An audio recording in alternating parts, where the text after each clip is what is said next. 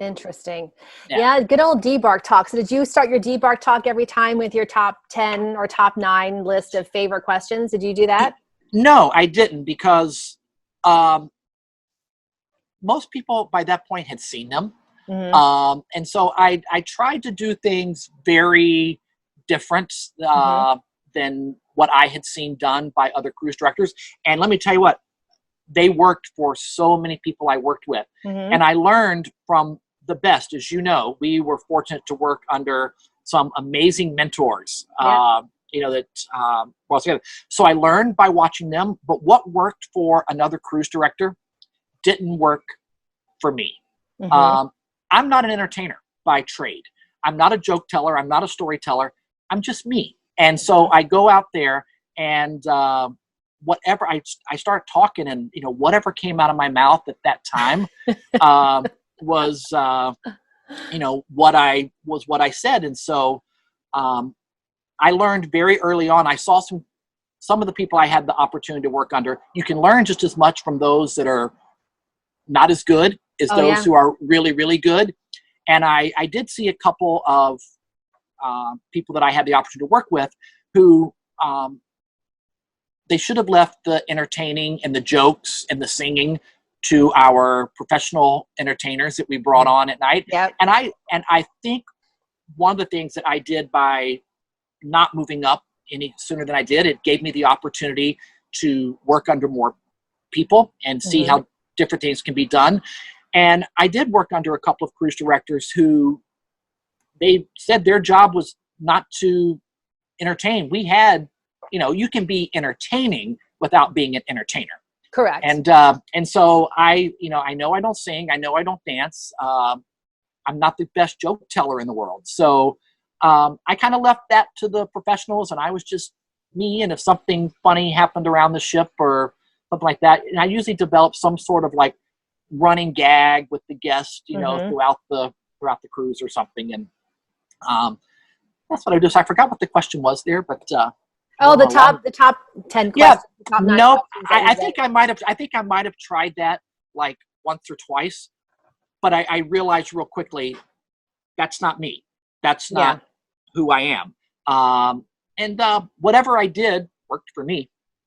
Well, obviously, you were true to yourself. And I think that when you try and cookie cutter everybody and try and make everybody the same, in the end, it's an unfortunate thing for the guests, because people come on to cruise. They want to experience the crew. They want to experience the ports of call.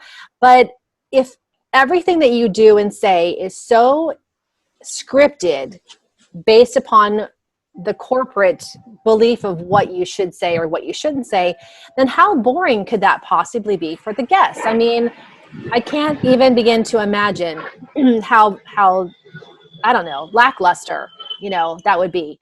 Because everybody's different, everybody's unique. We're all like diamonds that get polished, to sparkle and shine. But if my diamond was the same as your diamond, then I wouldn't be as valuable, because I would be less rare because I'm more common. So I don't know. Exactly. I like how the unique flavor, and being a female cruise director, you can't be like the guys. I learned that lesson early on in my career, because I was trying to, much like you have these mentors, these people who are legends in the industry that you work with and that you have a chance to, emulate and take on, the good behavior and try and integrate it into your personality. But it doesn't always work, and then as a female learning from a male, you don't have to, but if you try and do your job the way the men do, is my belief, and from my own experience, that you become a second-rate man. So you really have to own it when you go on stage, and you have to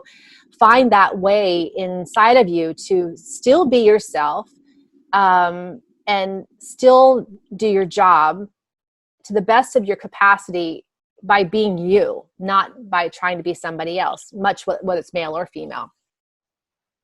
Like, while you were talking, I remembered another very funny story from my cruise directing days. Cool. Now, this didn't happen when we were together at Holland America. Over the last couple of years, I've had an opportunity to do some cruise director work on a smaller cruise ship, only 200 guests. And so there was a time when we were doing a cruise down the St. Lawrence Seaway, and we went into the Great Lakes. And so we had to clear customs when we came to our first port of entry in the United States. So we did a tour first, and then we all went into this immigration processing place, whatever those places are called, I forgot. So we had like to go CBP, like a CBP. See, that Customs and Border Patrol. That's exactly okay. What I was, Okay. That's what I was CBP. That's exactly what I was thinking. I mean, in my current career as a flight attendant, I go through that several times a week, and I couldn't remember what it was called. So they call it CRS, you know. Yeah. So we had done a tour, and then at the end of the tour, the bus, they dropped us off on the Canadian side. We did a tour, and then we came into the United States via bus. And while we were on the tour, the ship moved into U.S. territory. So, wait, were there passengers still on the ship? And then there's people who were on the tour ashore, or all guests were ashore and the ship? All guests were ashore, okay, because the Customs and Border facilities were not right there where the ship docked. They were in town at a highway entry into the United States. So that's how we had to get there. Actually, it was up near Sault Ste. Marie is where we were. Okay. So my bus gets off, and I am the escort. Each tour group had an escort from the ship, and I happen to be with this one. So all 30 people from my bus are in this one room waiting to go see our Customs and Border Patrol officers.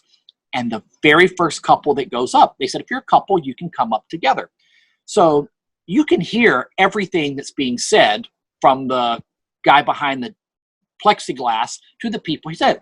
So the lady gives her passport first, and he goes, he flips through it, and he goes, why are you here? And she goes, well, I'm on a cruise ship, and we just did a tour, and now he goes, okay, stamp, thanks, it hands her back her card. The husband hands his passport over, and the guy looks at it, and he flips through, and he says, why were you in France? And he went, excuse me? He goes, yeah, you were in France 3 weeks ago. Why were you in France? And the wife went, you were in France?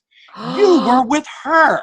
Oh, no. Oh, my God. So now you got to understand, there's 30 people from the ship that are watching this whole thing.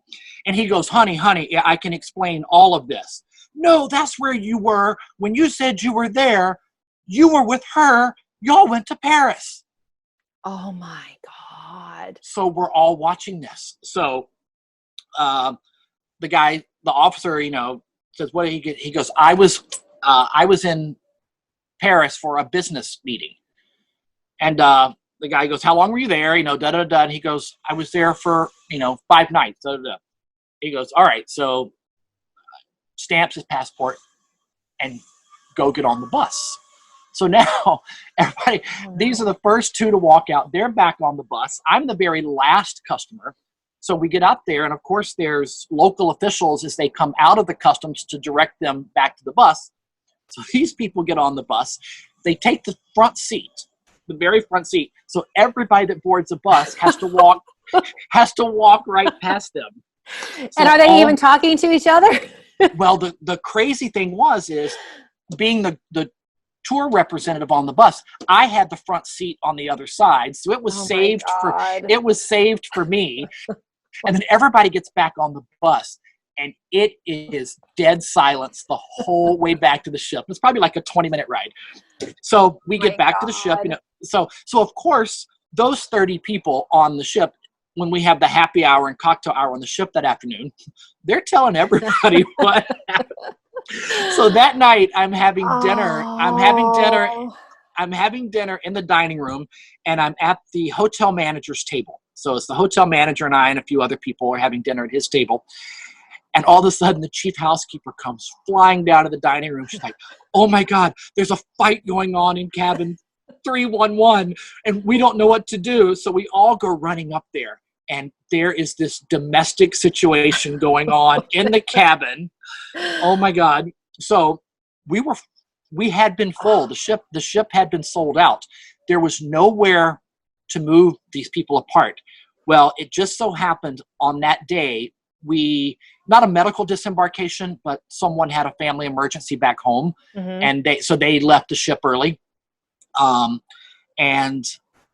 we had a cabin. So we still had probably 4 or 5 nights left in the cruise. Oh my gosh. We moved the lady into a different cabin. They were traveling with another couple.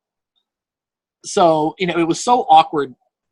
They would come into the show lounge at night and they would sit together in the show lounge, like with the other couple. But at the end of the night, we'd see her, she'd go to her separate bedroom and stuff. So that was a memory where we saw a marriage crumble in front of our eyes at the Customs and Border Patrol booth. My gosh. Man got totally outed and busted for going to Paris with his girlfriend in front of 30 strangers. Well, I had a similar situation happen that I hadn't thought about in years either. So you're talking about that, and I had no idea which direction you were going with it. But I was working for Sunline Cruises back at this time, and I was in shore excursions, and my desk was right by the front desk. And if you went down the stairs right off of the central elevator, you went down to our movie theater. And we would, the company, to promote future cruises, even back then, they were very smart. They made a lot of videos that were promo videos that they would actually play them in the theater prior to the movie actually starting. So they would run commercials like you get now, movie trailers. These were actually future cruises.